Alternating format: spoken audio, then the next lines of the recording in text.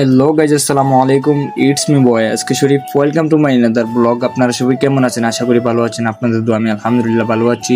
আবারও একটা ব্লগ নিয়ে আসলাম আপনাদের মাঝে। আজকে চলে যাচ্ছি অনেক দূরে একটা শাটারের কাজ।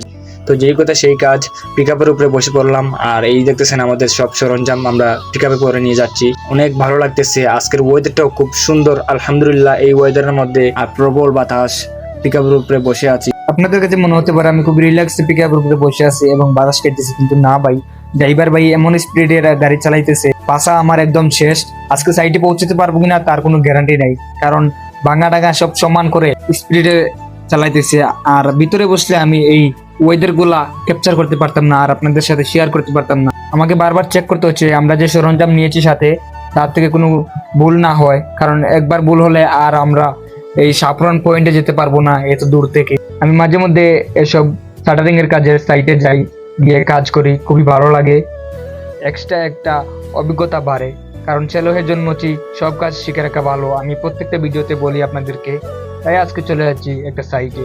তো ড্রাইভার ভাই যে অবস্থা শুরু করেছে, মনে হচ্ছে না সহি সালামতে পৌঁছতে পারবো। সহি সালামতে পৌঁছতে পারলেই আর কি জানটা বাঁচে।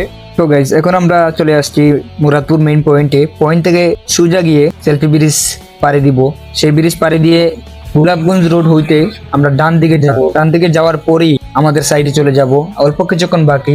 তারপর আমরা কাজে লেগে যাব, মাল আনলোড করব আর পিকআপকে ভাড়া দিয়ে ছেড়ে দিব।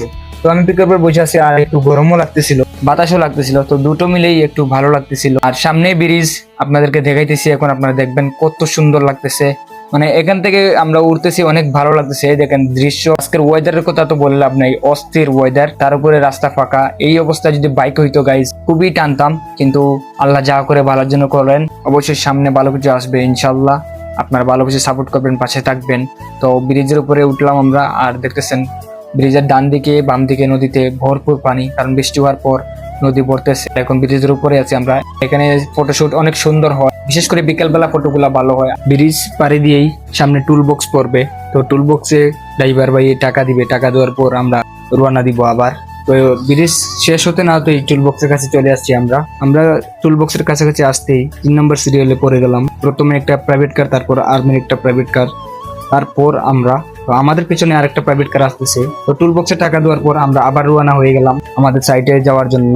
তো ফাইনালি আমাদের সাইটে চলে আসলাম। এখন গাড়ি গেটের ভিতরে ঢুকাচ্ছে, ঢুকানোর পর মাল আনলোড করা হবে। তো গাড়ি অলরেডি বেঁকে দিয়ে আনতেছে, আর বাকি যারা আছে তারা এখন মাল আনলোড করবে, আর আমি ওদের সাথে হেল্প করব। আমরা গাড়ি থেকে মাল আনলোড করে বাইরে রেখেছি আর পিকআপকে ছেড়ে দিয়েছি। আর এখন তালা সিস্টেমের পার্টগুলো রিপিট দিয়ে লাগানো হচ্ছে, আর আমি হেল্প করতেছি। বাইরে প্রচুর গরম, দেখতেছেন আমি পুরো ঘেমে গেছি, তাই ভিতরে আসলাম। আর এই যে দেখতেছেন, এখানেই আমরা শাটার কাজ করব।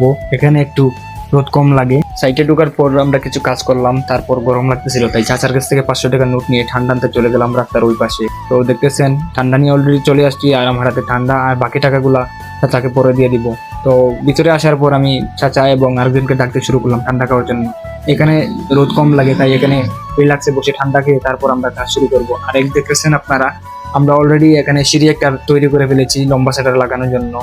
তো এই কাজগুলো করতেই অনেক গরম লাগতেছিল, পুরো ঘেমে গেছি। তো আমরা ঠান্ডাকে একটু রেস্ট নিয়ে আবার কাজে লেগে গেলাম, যেহেতু এখন আমাদের কাজটা তাড়াতাড়ি শেষ করতে হবে। তো ওরা দুজন উপরে উঠার পরই প্রথম শাটারটা লাগিয়ে দিল। আলহামদুলিল্লাহ খুব সহজভাবে এটা শাটারটা লেগে গেছে, কোনো ঝামেলা করে নাই। তো এক সাইডে কাজ শেষ করে আমরা এখন একটা ব্রেক দিলাম চা খাওয়ার জন্য। তো খাইতেছিলাম দুধ চা, খাওয়া লাগবে রং চা, যাক কোনো ব্যাপার না, শরীরে বিষ বেদনা সরে যাবে রং চা খেলে। তো এক সাইডে শাটারের কাজ শেষ করে অন্য সাইডে কাজ করতে করতে প্রায় 3টার উপরে বেজে গেছিল। তারপর আমরা লাঞ্চ শেষ করে এসে আবার ওই কাজে ফিরে এলাম।